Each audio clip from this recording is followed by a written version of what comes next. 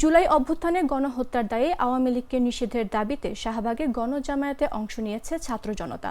শনিবার বিকাল ৩টা থেকে রাজধানীর শাহবাগে গণজামায়াত শুরু হয়েছে। গণজামায়াতে বৈষম্য বিরোধী ছাত্র আন্দোলন, জাতীয় নাগরিক committee, Inqilab Mancha, AB party, labour party, আপ বাংলাদেশ, জুলাই ঐক্য, বাংলাদেশ গণতান্ত্রিক ছাত্র সংসদ, খেলাফত মজলিস, জামায়াতে ইসলামী, হেফাজত ও ইসলামী আন্দোলনের নেতারা, ছাত্র শিবির, জুলাই মঞ্চ সহ অসংখ্য ফেসিবাদ বিরোধী সামাজিক ও রাজনৈতিক সংগঠন সংহতি জানিয়ে অংশ নিয়েছে।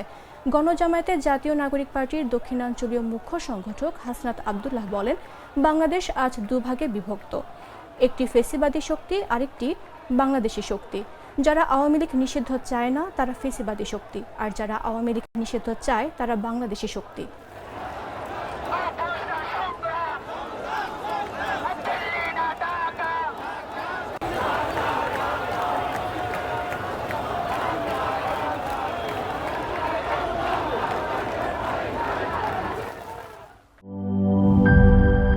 একনল হ্যান্ড ওয়াশ 100% প্যারাবেন ফ্রি, তাই নিরাপদ হাতের জন্য আস্থা রাখুন একনলে।